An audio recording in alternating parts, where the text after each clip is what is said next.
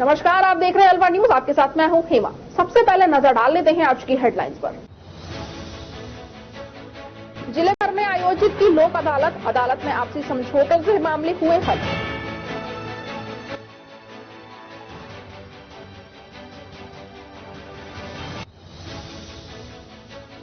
भाजपा ने राज्यसभा सांसद साहू के ठिकानों पर करोड़ों रुपए मिलने पर फूका पुतला, कहा सांसद के ठिकानों पर अभी और निकलेंगे नोट।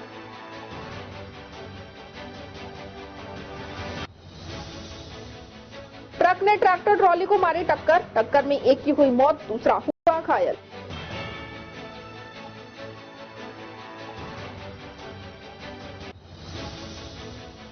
सामान्य चिकित्सालय में जेब तराश दबोचा, लोगों ने जेब तराश की धुनाई कर पुलिस के किया हवाले।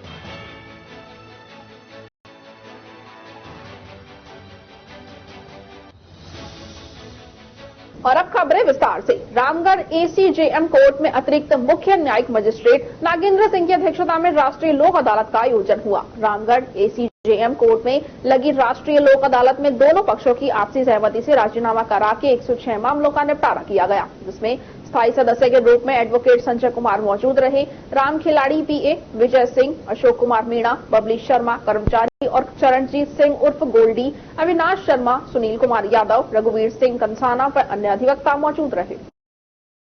सागर स्कूल तिजारा का 24वां स्थापना दिवस शनिवार को धूमधाम के साथ मनाया गया। कार्यक्रम की मुख्य अतिथि PT BD Sharma, Post Graduate Institute of Medical Science Rohtak के डायग्नोसिस विभाग की प्रभारी वरिष्ठ प्रोफेसर डॉक्टर सीमा रोहिल्ला थी। कार्यक्रम का शुभारंभ गणेश वंदना से हुआ। प्राचार्य डॉक्टर अमलाह के साहा ने विद्यालय की उपलब्धियों पर प्रकाश डालते हुए वार्षिक प्रतिवेदन प्रस्तुत किया। द सागर स्कूल की चेयरपर्सन रोजमेरी सागर ने आभासीय माध्यम से कार्यक्रम को संबोधित करते हुए स्कूल की उपलब्धियों के लिए प्रिंसिपल डॉक्टर अमलौन के साहा और विद्यालय के सभी शिक्षकों एवं विद्यार्थियों को बधाइयां दी। द सागर स्कूल के विद्यार्थियों ने अपनी मनमोहक प्रस्तुतियों से वसुधैव कुटुंबकम का संदेश दिया। इसके अलावा G20 देशों के प्रमुख शास्त्रीय तथा लोक नृत्यों, संगीत, अंग्रेजी नाटक, माइम एवं गुरुदेव रविंद्रनाथ ठाकुर द्वारा रचित नृत्य नाटिका चित्रांगदा के माध्यम से वसुधैव कुटुंबकम की सांस्कृतिक विरासत को देखकर दर्शक मंत्रमुग्ध हो गए तथा उन्होंने तालियों की गड़गड़ाहट से विद्यार्थियों का उत्साहवर्धन किया। विद्यार्थियों ने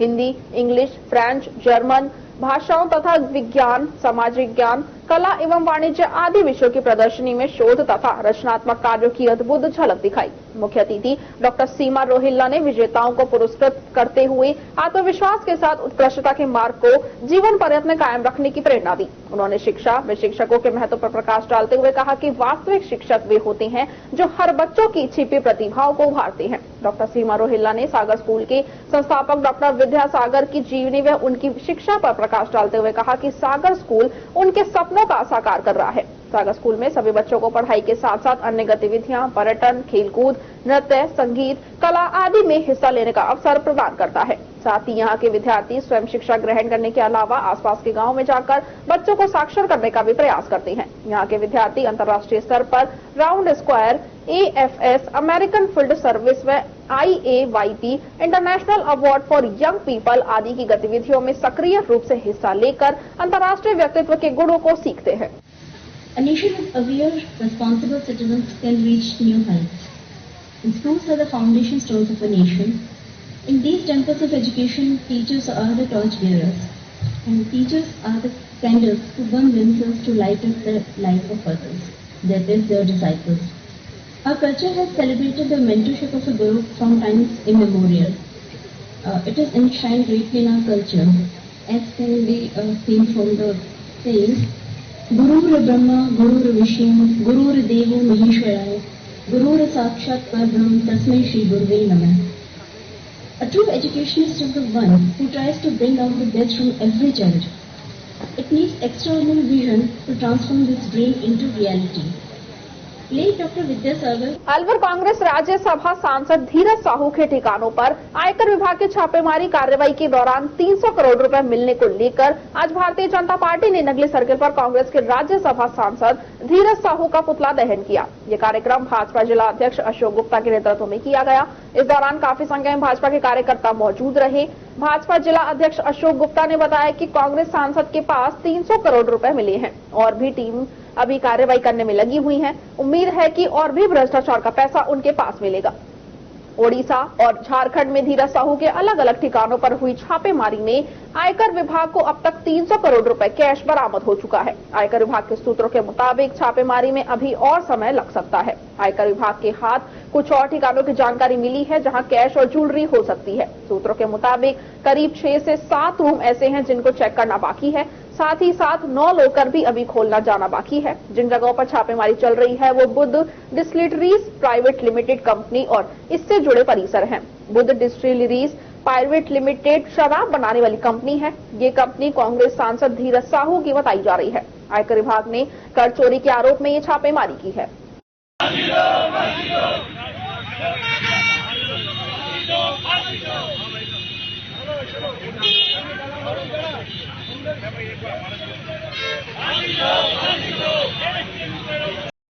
कांग्रेस के राज्यसभा सांसद साहू जी, जिनके ईडी के छापे के बाद में 220 करोड़ रुपए नकद मिले हैं और इससे और अधिक मिलने की संभावना है। मशीनें खराब हो गई। देखिए इन भ्रष्टाचारियों का काम। कांग्रेस कहती है कि साहब हम देश पे राज करना चाहते हैं। देश पे राज आप करेंगे कैसे? आप तो भ्रष्टाचारी हो। आप रिश्वतखोरी में नंबर 1 हो। आपकी कोई गारंटी नहीं है। आपकी अगर गारंटी है तो यही गारंटी है, जबकि मोदी जी की गारंटी है कि देश में भ्रष्टाचार को हम जड़ मूल से खत्म करेंगे। और इनके जिन जिन ठिकानों पर वे हमें इन के ठिकानों पर जो छापे पड़े हैं उनमें काफी राशि मिल रही है। इससे ये अब सिद्ध होता है कि कांग्रेस और कांग्रेस के जो बड़े नेता हैं वो सब भ्रष्टाचार में लिप्त हैं और इनके पास जो पैसा आया हुआ है वो अपने सांसदों में इन्होंने अपने तरीके से एडजस्ट कर रखा है। तो कयास लगा जा रहा है कि जहाँ चुनाव होते हैं वहाँ ईडी रेडी पड़ती है। नहीं, ऐसा कुछ नहीं है। तो कर्म ये करें, ईडी क्या करे? ईडी अपना काम कर रही है। कभी किसी बीजेपी नेता के ऊपर ईडी और आईटी ग्रेड नहीं पड़ी तो बीजेपी के नेताओं की अगर शिकायत पहुंचेगी तो उन पे भी होगा कार्य। मोदी जी के यहाँ सारा काम ठीक है, ऐसा नहीं है। हम तक खबर पहुंचाने का श्रेय सारे मीडिया जगत को ही है। आपका स्वागत है। और लोकतंत्र के अंदर आप सबकी बहुत बड़ी भूमिका है और जागरूक और जनचेतना। इस देश में देश की आजादी और देश के अंदर लोकतंत्र के साथ ही कांग्रेस और कांग्रेस के पूर्ववर्ती नेता और वर्तमान नेताओं तक जो इनकी कड़ी है, हिंदुस्तान जैसे पवित्र राजनीतिक देश के अंदर भ्रष्टाचार का प्रारंभ किसी के शासन में हुआ तो कांग्रेस के शासन में हुआ। चाहे नागरवेड़ा कांड हो, चाहे जीप घोटाला हो, मुंद्रा कांड हो, सारे के सारे बोफोर्स चाहे जो भी हो, सारे के सारे घोटाले कांग्रेस के राज में हुए। कांग्रेस ने अकूत संपत्ति अपने नीचे से लेके ऊपर तक के नेताओं ने बांट रखी है। चुनाव छत्तीसगढ़ में था और ये सारा का सारा जो पैसा जो झारखंड के एक राज्यसभा सांसद जो कांग्रेस के वहां के नेता हैं उनके ठिकानों के ऊपर मिला है। इससे नई पीढ़ी अंदाज लगा सकती है कि कांग्रेस के पास इनके तार भ्रष्टाचार, बेईमानी और काले धन से किस तरह से जुड़े हुए हैं। हो सकता है इसके अंदर विदेशी जो आतंकी संगठन है उनका भी इसके अंदर हाथ हो सकता है। और इस पैसे से ये कोई सदाचार में पैसा नहीं लगना था, ये किसी न किसी अत्याचार और अन्याय के अंदर ये पैसा लगना था। मैं भारत सरकार के जो संबंधित मंत्रालय हैं उनका आभार व्यक्त करता हूं कि जिन्होंने ऐसे नकली नेता और ऐसे भ्रष्ट और बेईमान नेताओं की पोल खोल के रख दी। नई पीढ़ी निश्चित रूप से कांग्रेस से इस बात की सारी सबक लेगी कि कांग्रेस और कांग्रेस को इस देश से जड़ा मूल से खत्म होना चाहिए। यही कामना है। उसी को लेके पार्टी के नेतृत्व के आह्वान पर हम सब ने यहाँ नंगली सर्किल अडोवर पर सांकेतिक रूप से पुतला दहन किया और आगे पार्टी नेतृत्व इस आंदोलन को और भी कोई गति देना चाहेगा तो पूरी की पूरी पार्टी प्रत्येक स्तर पर इसको लेकर के आंदोलन। राजगढ़ अभिभाषक मंडल के चुनाव में निर्वाचन के परिणाम के उपरांत अभिभाषक अशोक पटेल को निर्वाचित घोषित किया गया है। सहायक निर्वाचन अधिकारी विश्वास मित्तल ने बताया कि राजगढ़ अभिभाषक मंडल के अध्यक्ष, उपाध्यक्ष, सचिव तथा सह सचिव के चुनाव कराए जाएं। इसमें 112 अधिवक्ताओं ने अपने मत का प्रयोग किया। अभिभाषक मंडल चुनाव के दौरान राजगढ़ तहसील परिसर में गहमा गहमी का माहौल बना रहा। मित्तल ने बताया कि अध्यक्ष पद पर अशोक पटेल, उपाध्यक्ष पद पर शिव सहाय मीना, सचिव पद पर राकेश चांगिर तथा इसके अलावा संदीप शर्मा गोल्डी को सह सचिव निर्वाचित घोषित किया गया है। इसके अलावा राजकुमार सिंह चौहान को कोषाध्यक्ष एवं प्रेम कुमार शर्मा को निर्विरोध अंकेश निर्वाचित किया गया है। चुनाव के उपरांत प्रमाण पत्र भी दिए गए।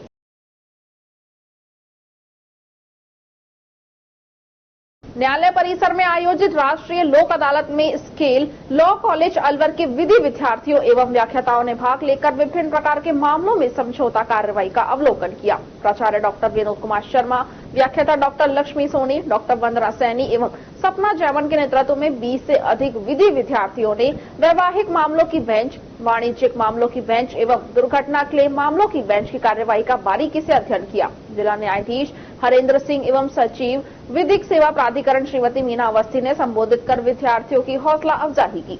विद्यार्थियों को senior advocate Hemraj Gupta, KG Khandelwal, Harinarayan Gupta एवं सुश्री सुषमा गुप्ता ने स्थायी लोक अदालत, पोक्सो कोर्ट व अन्य अदालतों के बारे में बताया। विधि विद्यार्थी प्रथम वर्ष के गोविंद सिंह, सुरेंद्र, गौरव शर्मा, गौरव जाटव, विजय परवेश, सोनू यादव, निशा, रूबी, आयुषी, मीना, कशिश जैन एवं द्वितीय वर्ष के पवन सिंह, रोहित, विशाल, विक्रम सिंह, महेंद्र पाल आदि लाभान्वित हुए। अंत में scale chairman professor Surendra Yadav ने राष्ट्रीय लोक अदालत का महत्व बताते हुए जिला न्यायाधीश एवं सचिव विधिक सेवा प्राधिकरण तथा वरिष्ठ वकीलों का धन्यवाद ज्ञापित किया।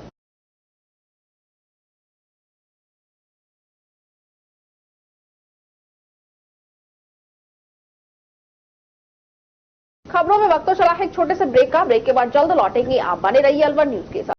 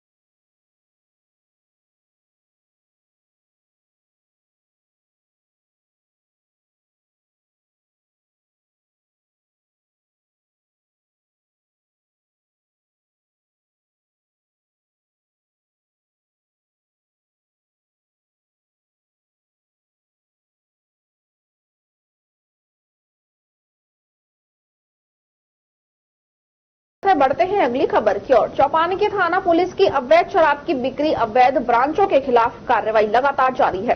टीम ने अंग्रेजी देशी शराब जब्त कर एक आरोपी को गिरफ्तार किया है। थानाधिकारी संजय शर्मा ने बताया कि अवैध मादक पदार्थों की रोकथाम के लिए टीम गठित की गई। गठित टीम ने आम सूचना तंत्र के आधार पर जिला स्पेशल टीम बोधा मार्केट पहुंची, जहां पक्की दुकान में एक युवक खड़ा हुआ था व 3 गत्ते के कार्टून दुकान में रखे हुए थे, जिनमें देसी व अंग्रेजी विभिन्न मार्का की शराब के पौवे थे। शराब को चेक किया, उसमें विस्की व शराब के 19 पौवे, मैकडोवल विस्की 20 पौवे, मैकडोवल रम के 18 पौवे, इंपीरियल ब्लू विस्की के भरे हुए सभी पौवे, कांच के व 45 पौवे प्लास्टिक देसी सादा मदिरा मधुबाला के भरे हुए मिले।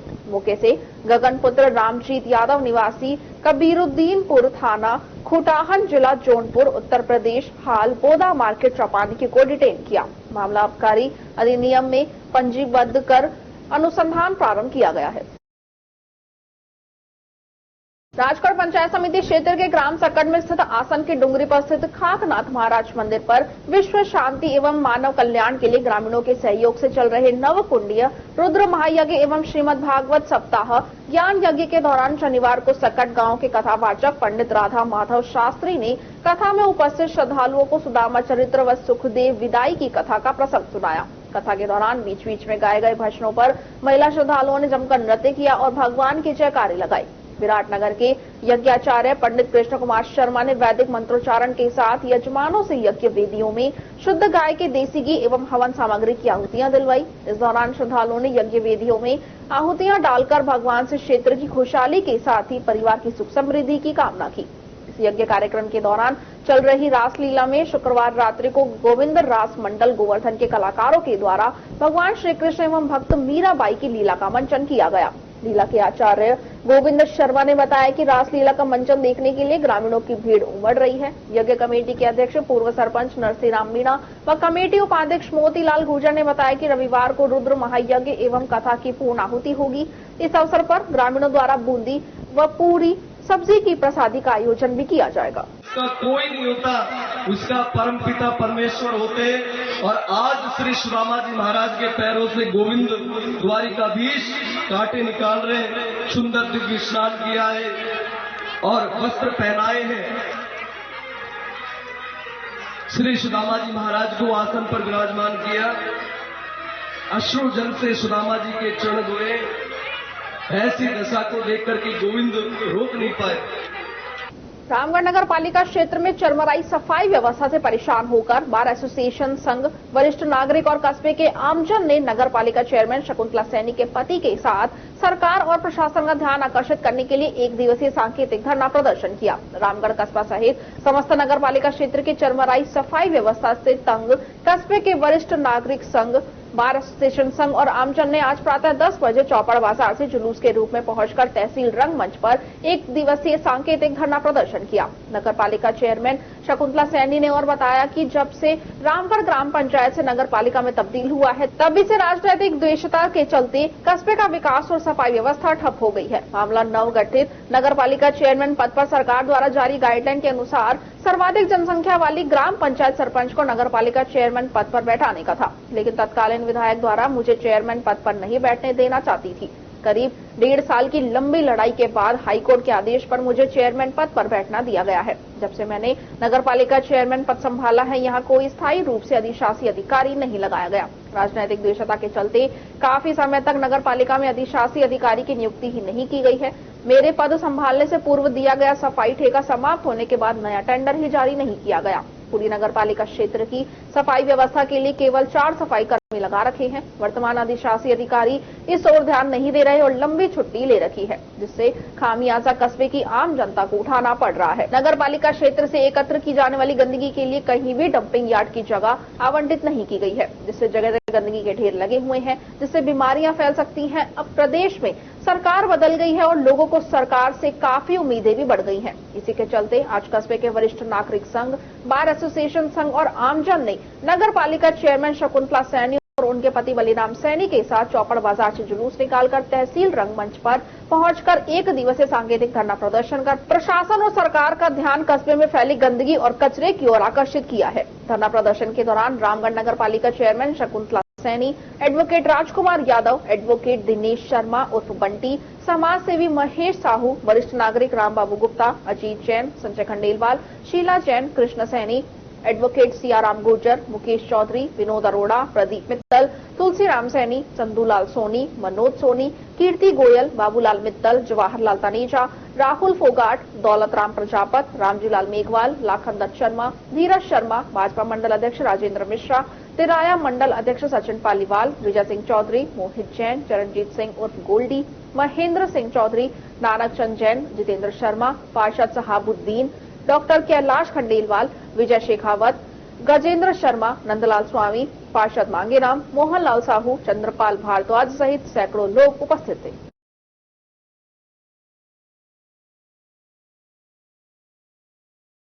Organisation of Medical and Sales Representative of India की ओर से श्रीजी कॉम्प्लेक्स भवन में रक्तदान शिविर का आयोजन किया गया। इस शिविर में बीजेपी महिला मोर्चा की राष्ट्रीय उपाध्यक्ष श्रीमती पूजा कपिल मिश्रा एवं एएसपी सुरेश खींची ने मुख्य अतिथि के रूप में उपस्थित रहे।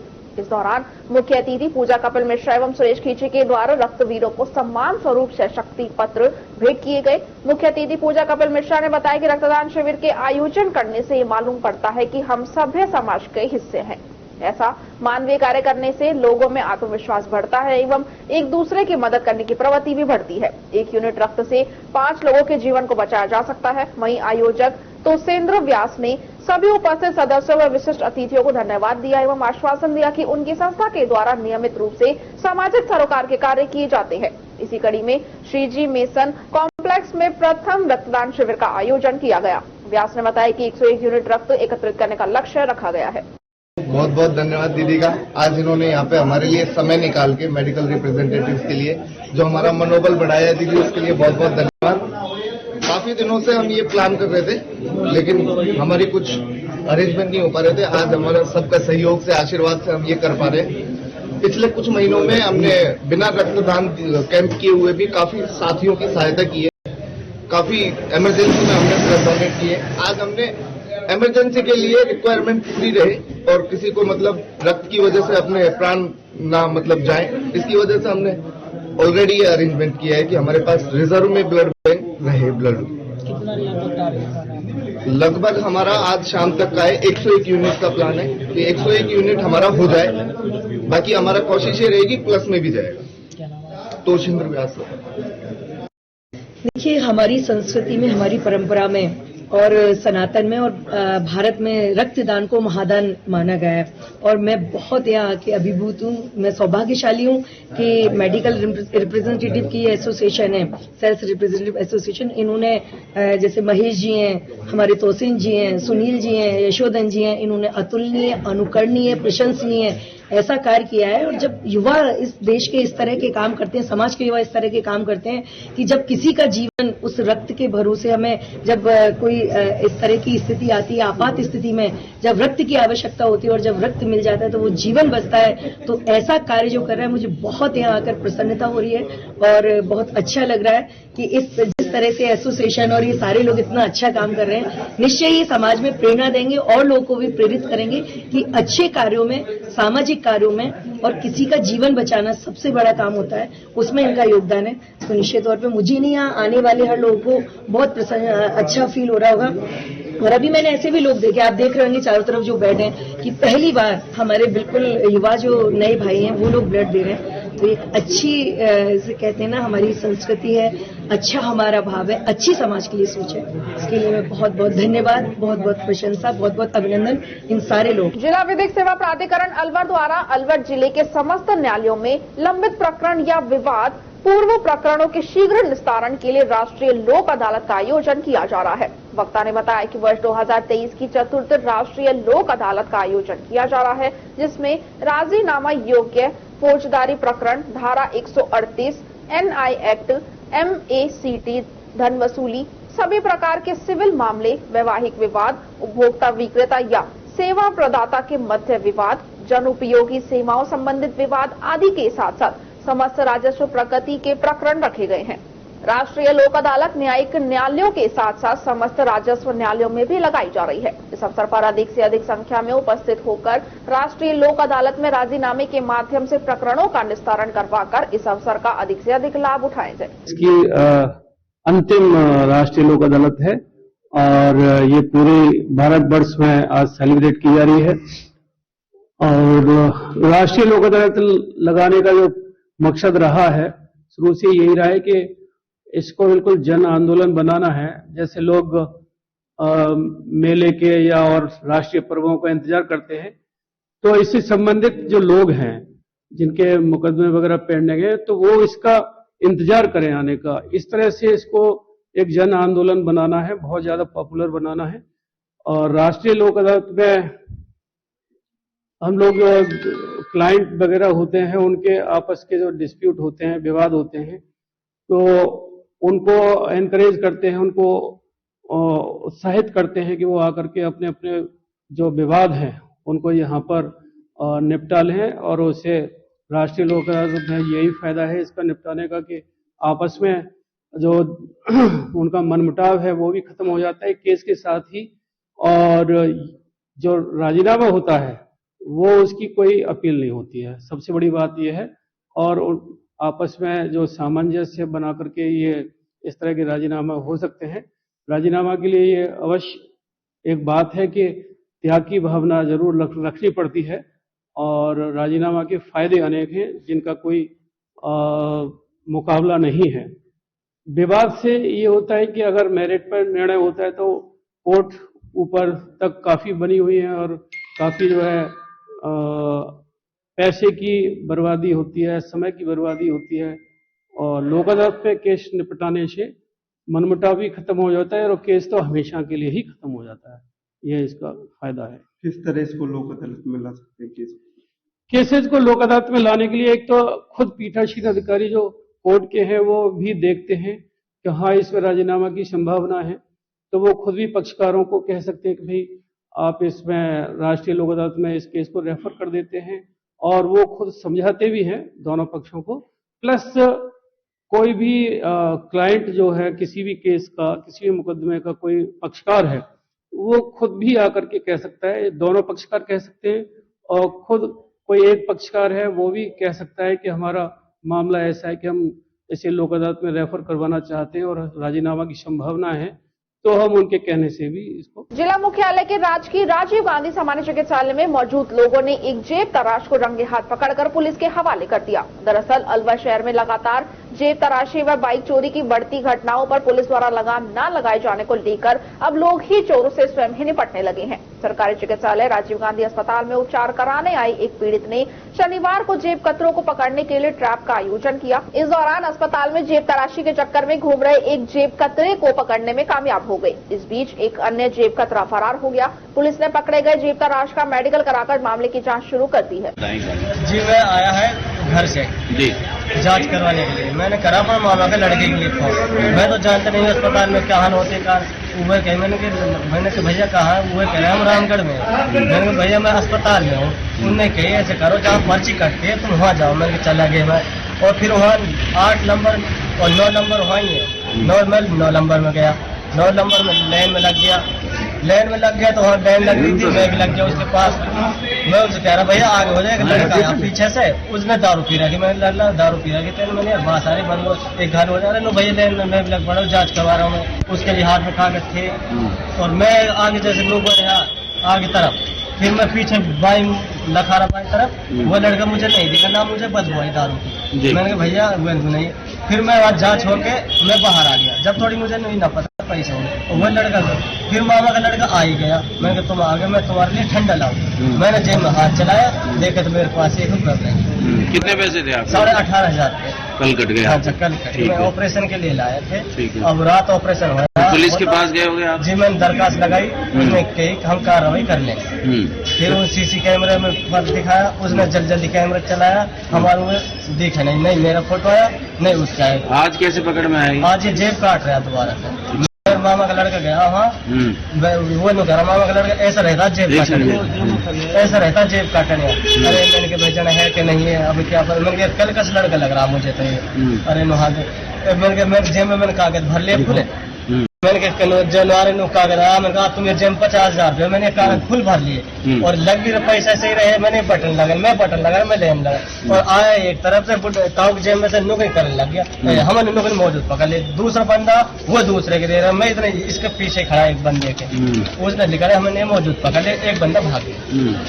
अच्छा जो काम आपने करा अगर पुलिस भी ऐसे ही करती तो शायद जल्दी पकड़ में आ जाए। जल्दी पकड़ में आ जाए, फिर चोरी नहीं होती जी। सबक सुविधा पीड़ित जागरूकता दिखा रहा है और पुलिस सो रही है। हाँ सो रही है। आपने 2000 गया था। अच्छा क्या करवाने आए थे? इलाज? हाँ मेरे पेशाब में चीज चल रहा था जी, और मैं करवान को आयो। मैंने पैसा मैंने दिया हाथ, सब पैसा को तो पता। अच्छा 2 थे ही, एक तो भटिया। हाँ तो यहाँ ये जड़े अमोत दिखे तो है ना। जड़े 2 हाथ पैसे मिले नहीं मिले आपके? ना मिला था। यहाँ पक्का काम क्या करते हैं आप?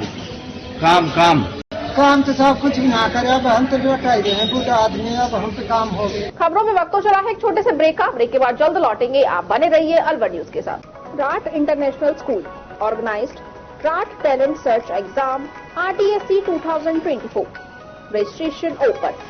For class 3rd to 10th. Exam time 11 AM to 12 PM. First level on 7 January 2024. And second level on 21st January 2024. Second level examination only for first level passed out students. Cash prize for RTSC 2024.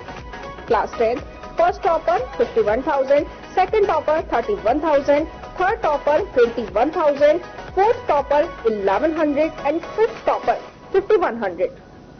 Class 9th, first topper 31,000, second topper 21,000, third topper 11,000, fourth topper 5,100 और fifth topper 3,100. 6th to 8th class, first topper 21,000, second topper 11,000, third topper 5,100, fourth topper 3,100 and 5th topper 2100. Class 3rd to 5th. First topper 11,000, second topper 5100, third topper 3100, fourth topper 2100 और 5th topper 1100.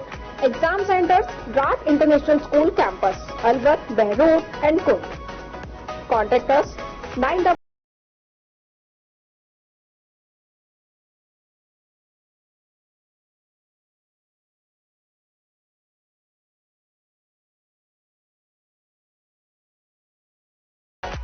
तेज दिमाग, पैनी नजर और निर्णय लेने की क्षमता आपको बनाती है देश का स्वर्णिम भविष्य। नरेंद्र तिवारी IAS एकेडमी, जो कि है सभी प्रतियोगी परीक्षाओं के लिए सर्वश्रेष्ठ संस्था, जहां का उन्नत माहौल और सही मार्गदर्शन आपको RAS, IAS, शिक्षक, REET, SSC, railway, Delhi police, Rajasthan police, SI, पटवारी, STC और BEd जैसी प्रतियोगी परीक्षाओं में सफलता का रास्ता दिखाएगा। अलवर की सर्वश्रेष्ठ प्रतियोगी संस्था Narendra Tiwari IAS academy, railway station के पास, लिटिल बर्ड स्कूल के पीछे, नेहरू नगर, अलवर।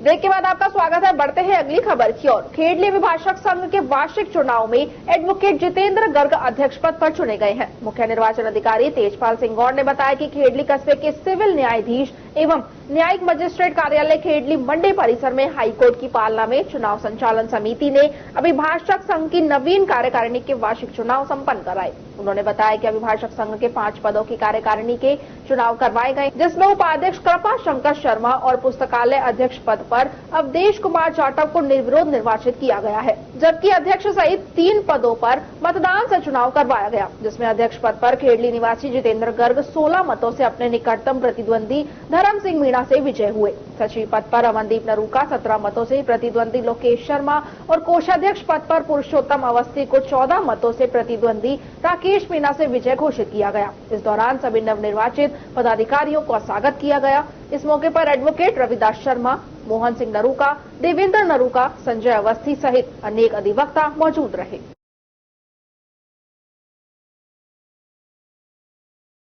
खबरों में बस इतना ही। आप बने रहिए अलवर न्यूज के साथ। नमस्कार।